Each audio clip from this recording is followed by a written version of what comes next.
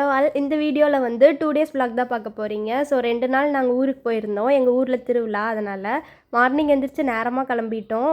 பிரேக்ஃபாஸ்ட்லாம் எதுவுமே சாப்பிடாம போகிறனால பஸ்ஸில் போனால் பசிக்கும்னு ப்ரெட்டு ஜாமெல்லாம் போட்டு பேக் பண்ணி எடுத்துகிட்டு போயாச்சு. ஸோ 2 நாள் தானே, அதனால் ஒரு பேக்கே போதுன்ட்டு அதெல்லாம் பேக் பண்ணி எடுத்து வச்சுக்கிட்டோம். அப்புறம் சைடில் நான் மேக்கப்புக்கு தேவையான திங்ஸ் எல்லாமே எடுத்து வச்சுக்கிட்டேன். மேக்கப்னால் ரொம்பலாம் பண்ண மாட்டேன், சும்மா வேஸ்லின் பவுட்ரு அதெல்லாம் எடுத்து வச்சுட்டு கேப் புக் பண்ணி நான், அம்மா, தம்பி 3 பேர் தான் போகிறோம். ஸோ நாங்கள் 3 பேருமே ஈரோடு பஸ் ஸ்டாண்ட் போய் ரீச் ஆகிட்டோம். அங்கேருந்து சேலம் போய் எங்கள் மாமா வந்து எங்களை பிக்கப் பண்ணிப்பாங்க. ஊர் வந்து திருச்சி கிட்ட தான் இருக்குது. ஸோ அதனால் அங்கே தான் போயிருந்தோம். அங்கே போய் திருவிழாக்கெல்லாம் நாங்கள் ரெடியானால் செம்ம மழை, கரண்ட்டும் ஆஃப் ஆகிடுச்சு. ஸோ எங்களால் எதுவுமே பண்ண முடியல. அவ்வளோ மேக்கப் பண்ணி ட்ரெஸ்லாம் பண்ணி ரெடியானது எல்லாமே வேஸ்ட்டு. ஃபுல்லாக மழையாக தான் இருந்தது. வெளியில் கூட எங்களால் போகவே முடியல, அந்த வீட்டுக்குள்ளேயே மாட்டிக்கிட்டோம். மழை மட்டும் வரலன்னா திருவிழா அவ்வளோ சூப்பராக இருந்திருக்கும். ஊரே கோயிலில் தான் இருக்கும். செம்ம கூட்டமாக ஜாலியாக நல்லா இருந்திருக்கும். பட் எங்களால் போக முடியல. அதனால் அப்படியே நாங்கள் டீ எல்லாம் போட்டு குடிச்சிட்டு அங்கேயே உட்காந்துருந்தோம். மழை விடுன்னு பார்த்தா 2 மணி நேரத்துக்கு மேலே விடவே இல்லை. நாங்களும் பார்க்குற வரையும் பார்த்துட்டு அப்புறம் கீழே உட்காந்து நாங்கள் பாட்டுக்கு ஏதோ விளையாண்டுட்டு இருந்தோம். ஸோ எவ்வளோ நேரம் தான் டார்ச்சே பிடிச்சிட்டு இருக்கிறதுன்னு நாங்களும் அப்படியே சைடில் கேண்டில்லாம் பற்ற வச்சுட்டு உட்காந்துருந்தோம். ஃபைனலாக மழையெல்லாம் ஃபுல்லாக நின்றுச்சு. பட் கரண்ட்டு வரல. அந்த இருட்டிலே நாங்கள் எல்லாருமே வந்து கோயிலுக்கு போயாச்சு. அங்கே வந்து பார்த்திங்கன்னா எல்லா ஃபேமிலிஸுமே வந்து விளக்கெல்லாம் ஏற்றுவாங்க. ஸோ அந்த மாதிரி நிறையா ப்ராசஸ்லாம் போயிட்டு இருந்தது. நாங்களும் நின்று சாமியெல்லாம் கும்பிட்டுட்டு இருந்தோம். சைடில் வந்து லைட் வர வைக்கிறதுக்காக இந்த ஜென்ரேட்டர்லாம் ஆன் பண்ணுறதுக்காக எல்லோரும் ஒர்க் பண்ணிகிட்டு இருந்தாங்க, பார்த்துட்டு இருந்தாங்க. ஸோ இதெல்லாம் முடிச்சுட்டு நாங்கள் கரெக்டாக போகும்போது மழையெல்லாம் ஃபுல்லாக நின்றுச்சுல்ல, அங்கங்கே பட்டாசெல்லாம் வெடிக்க ஸ்டார்ட் பண்ணிட்டாங்க. ஸோ இந்த கரண்ட்டு போனனால தான் இந்த இடமே இப்படி இருட்டாக இருக்குது. கரண்ட்டு மட்டும் இருந்திருந்ததுன்னா ஃபுல்லாக வெளிச்சமாக நல்லா ஜாலியாக அங்கங்கே தூரிலாம் இருந்தது. எதுவுமே வந்து ஓடலை, எல்லாமே வேஸ்ட்டு.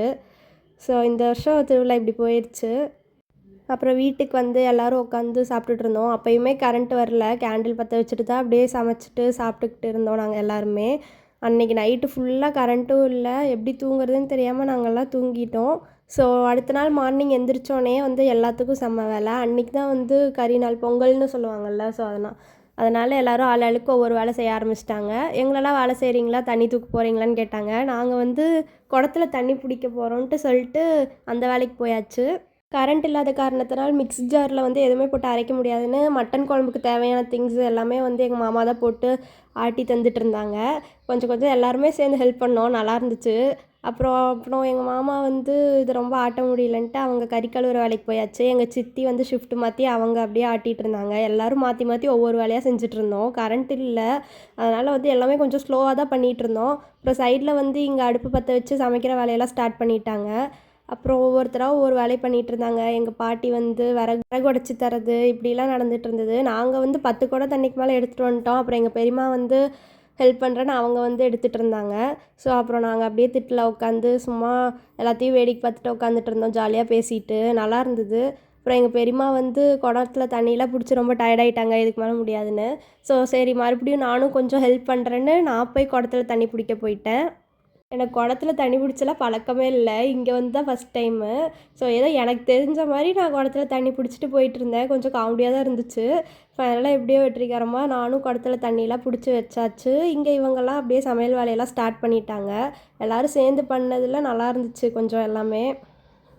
இவங்கெல்லாம் சமைக்க நாங்கள் எவ்வளோ நேரம் தான் சும்மா இருக்கிறதுன்ட்டு நாங்கள் போய் ரெடியாக ஆரம்பிச்சிட்டோம். எல்லாருமே குளிச்சுட்டு வந்து நாங்கள் அப்படியே கொஞ்சம் எல்லாம் சேர்ந்து கசின்ஸ் எல்லாம் சேர்ந்து மேக்கப் பண்ணிகிட்டு இருந்தோம். எங்களுக்கு அதான் வேலை. ஆளாளுக்கு அப்படியே தலை சீவி விட்டுட்டு மேக்கப் பண்ணிவிட்டு இப்படி தான் இருந்தோம். எனக்கு நானே தலை சீவிப்பேன். இவன் வந்து சீவி விட்றேன் அப்படின்னு சொன்னனால நானும் என் தலையை கொடுத்துட்டேன். சரி சீவி விடு என்னமோ பண்ணுன்ட்டு. அப்புறம் போர் அடிக்குது, என்ன பண்ணுறதுன்னு தெரில. இதை வச்சு தான் டைம் பாஸ் பண்ணணும். அதனால் நாங்கள் வந்து ஆளாளுக்கு மேக்கப் பண்ணிவிட்டு அப்படி தான் பண்ணிகிட்டு இருந்தோம். ஆனால் இதுவும் நல்லா தான் இருந்தது. ரொம்ப நாள் கழித்து எல்லோரும் சேர்ந்து இந்த மாதிரி பேசிட்டு நல்லா இருந்துச்சு. அப்புறம் இதெல்லாம் பண்ணி முடிச்சுட்டு நாங்களும் ஃபோட்டோஸ்லாம் எடுத்துகிட்டு இருந்தோம். அதெல்லாம் எடுத்து முடிச்சுட்டு வெளியில் போய் கொஞ்சம் உட்காந்துருந்தோம் நாங்கள் எல்லாருமே. அங்கே போய் பார்த்தா எல்லோரும் ஒவ்வொரு வேலையும் செஞ்சுட்டே தான் இருக்காங்க. மார்னிங்லேருந்து வேலை மட்டும் நின்ன மாதிரியே தெரியல. அப்புறம் நாங்கள் போய் திண்ணையில் உட்காந்துட்டு ஏதாவது விளையாடலான்னு சின்ன சின்ன கேம்ஸ்லாம் நிறையா இருக்கும்ல. ஸோ அதெல்லாம் விளையாண்டுட்டு இருந்தோம் நாங்கள். அதனால் மட்டன் குழம்பெல்லாம் செஞ்சு முடிச்சுட்டு மதியானத்துக்கு சிக்கன் கிரேவி செஞ்சிட்ருந்தாங்க. இப்போ வந்து மார்னிங்க்கு மட்டன் குழம்பு, இட்லி இதெல்லாம் தான் இருந்தது. ஸோ இருந்த பசிக்கு எல்லோரும் நல்லா உட்காந்து சாப்பிட்டோம். டேஸ்ட்டாகவும் இருந்துச்சு.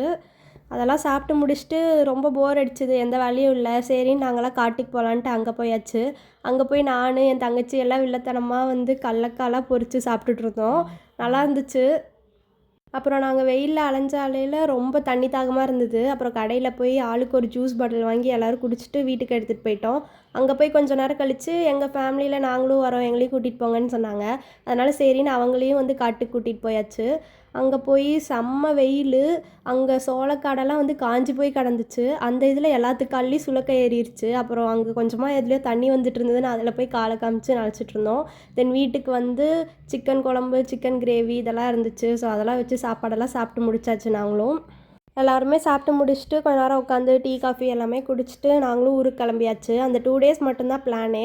அந்த 1 டே ஃபுல்லாக மழையிலே போயிடுச்சு. அடுத்த நாள் வேணால் கொஞ்சம் ஜாலியாக ஃபேமிலியோடு ஸ்பெண்ட் பண்ண மாதிரி இருந்தது. பட் அந்த 1 டேவுமே டக்குன்னு போன மாதிரி இருக்குது. அங்கேருந்து கிளம்பவும் மனசு வரல. ஸோ எனிஹவ் நாங்களும் எல்லாருமே கிளம்பி போயாச்சு. எங்கள் மாமா காரில் இப்படி தான் அடைஞ்சிட்டு போயிட்டுருந்தோம். ஸோ இதுவும் ஒரு மாதிரி நல்லா தான் இருந்துச்சு. ஒரே காரில் எல்லோரும் அடைஞ்சிட்டு போகிறது, இந்த மாதிரி எக்ஸ்பீரியன்ஸ்லாம் அப்பப்போ தானே கிடைக்கும். அப்புறம் நைட்டு போல் எங்கள் அப்பாவும் வந்துட்டார் பாதி தூரம். அப்புறம் அவர் எல்லாருமே சேர்ந்து நாங்கள் ஒரு ஹோட்டலில் நிறுத்தி டின்னர் சாப்பிட்லான்னு பிளானு. அதனால் அங்கே போயாச்சு. அந்த ஹோட்டல் பார்த்தா ஆம்பியன்ஸ் எல்லாருமே அவ்வளோ சூப்பராக இருந்துச்சு. லைக் ஏதோ பெரிய ஹோட்டல் மாதிரி அப்படி இருந்துச்சு. வெளியில் நிறைய தூரி எல்லாமே இருந்துச்சு. உள்ளே போய் பார்த்தாலும் ஆம்பியன்ஸ் எல்லாம் நல்லா இருந்தது. பட் ஃபுட்டு வந்து டேஸ்ட் வைஸ் பார்த்திங்கன்னா எதுவுமே நல்லா இல்லை. ஒன்றா கருகி போயிருந்தது, இல்லைனா உப்பு கரிச்சிது செம்மையாக. அதுவும் ரொம்ப டிலே பண்ணி தான் கொண்டு வந்தாங்க. அப்புறம் எப்படியோ சாப்பிட்டு முடிச்சுட்டு கஷ்டப்பட்டு சாப்பிட்டோம் நாங்கள் அதையவே. வெளியில் வந்துட்டு கொஞ்சம் தூரியெலாம் இருந்துச்சுல்ல, எல்லாருமே விளையாண்டுட்டு இருந்தோம். ஸோ அவ்வளோதான், கொஞ்சம் டைம் ஸ்பெண்ட் பண்ணிவிட்டு ஆளாளுக்கு அவங்கவுங்க வீட்டுக்கு போயாச்சு. எங்கள் மாமா ஃபேமிலி எல்லாருமே திருப்பூர் போயிட்டாங்க. ஸோ அந்த 2 டேஸ் எனக்கு அப்படி தான் போச்சு. இந்த வீடியோ உங்களுக்கு பிடிச்சிருந்தா மறக்காமல் சப்ஸ்கிரைப் பண்ணிடுங்க. தேங்க்ஸ் ஃபார் வாட்சிங்.